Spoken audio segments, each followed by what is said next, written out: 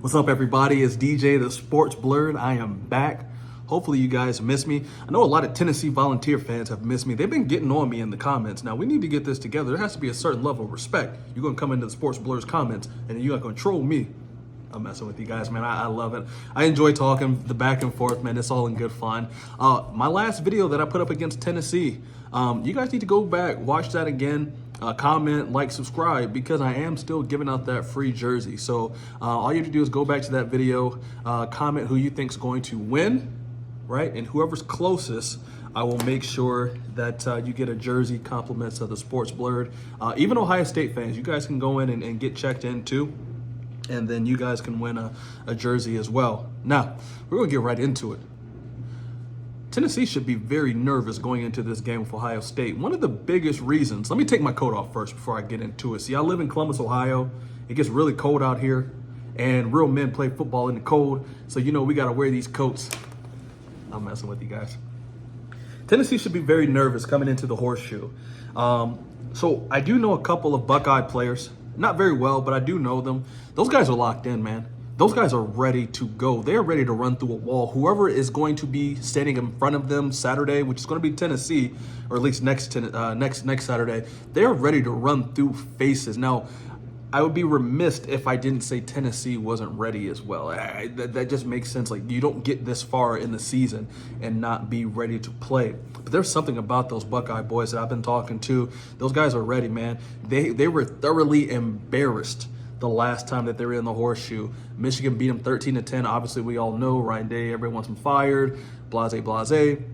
He has an opportunity right now to redeem himself, and Tennessee is going to be the way he's going to do it. There's a couple things, man. I watch a lot of college football, right? And I'm a huge fan of the SEC.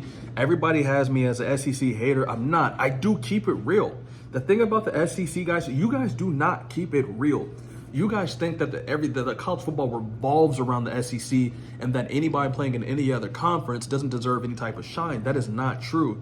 I'm a huge fan of Alabama and Nick Saban. I'm a huge fan of Kirby Smart in Georgia. I'm a huge fan of what they got going on in Tennessee. But I do want to let you guys know that just because somebody doesn't play football in the SEC doesn't mean that they're not good. Ohio State's a good program. Urban Meyer came from Florida to Ohio State, pretty much bought an SEC team with them, built an SEC in the Big Ten, and then everybody in the Big Ten had to almost get acclimated and build their programs around him. So I'm a big fan of the SEC.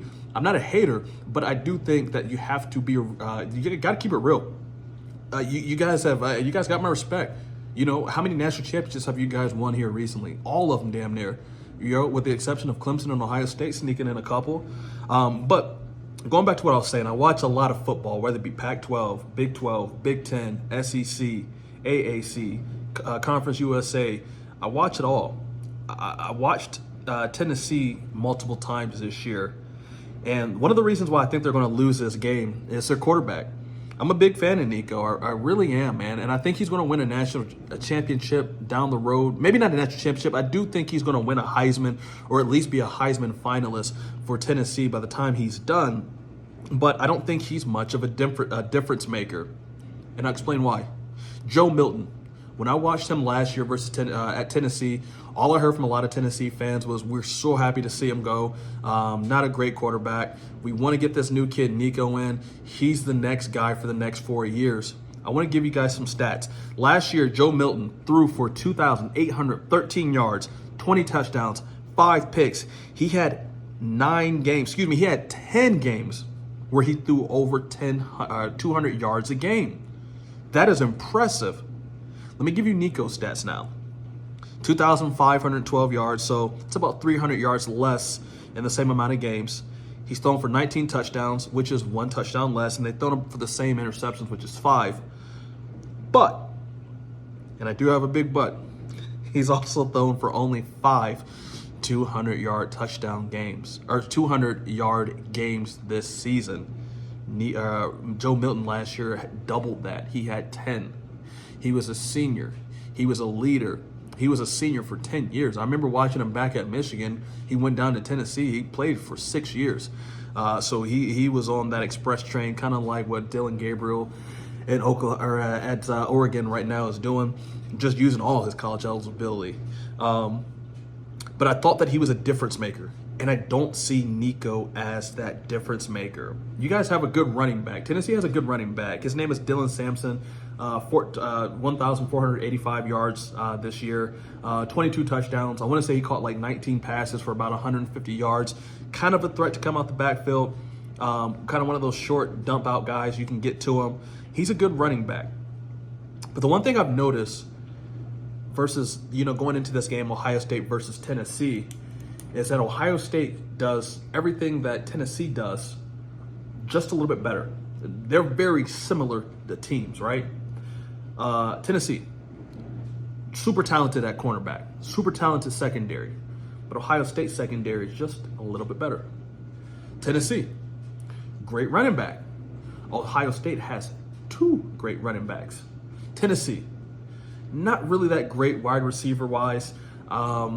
I want to say Dante Thurston Jr. is his name, is your leading receiver, like 25 catches, I believe, 600 yards. Not great, not blowing, it's solid for college.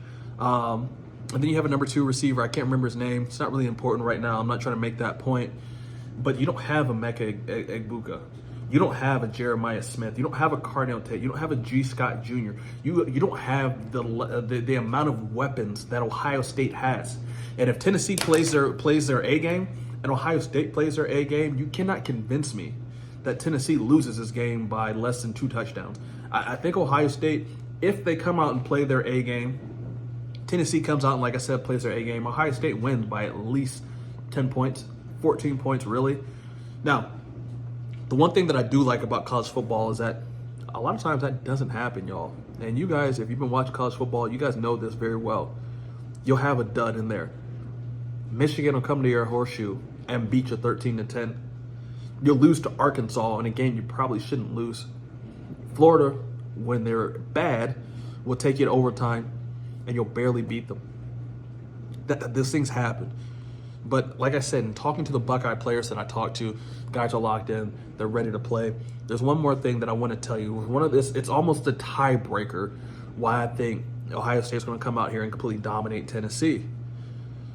Who has Tennessee beaten? Like seriously, who has Tennessee beaten?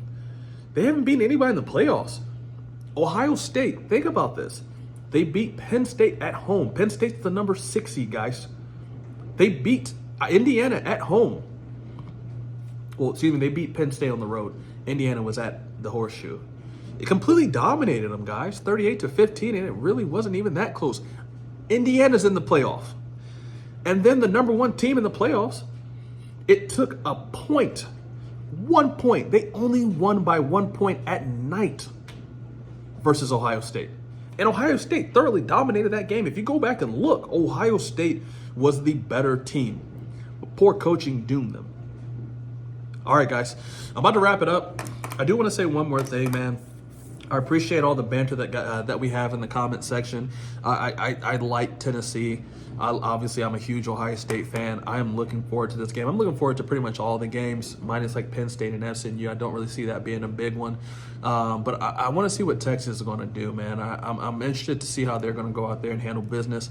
I can see, and again, I'm not biased toward the SEC or biased against the SEC. I can see Tennessee losing. I can see Texas losing to Clemson as well. And there not being any teams outside of Georgia left from the SEC in the playoffs. I can really see that. I think that's a possibility. Now, Texas is favored, I think, like 5.5 points versus Clemson. And then Ohio State is favored by 7.5 versus Tennessee. I mean, everybody likes Ohio State, including myself and including the most of you who watch this channel, by the way. Tell me what you guys think, man. Am I wrong? Am I right? Let me know. By the way, I know in Knoxville, Tennessee, it's cold as well.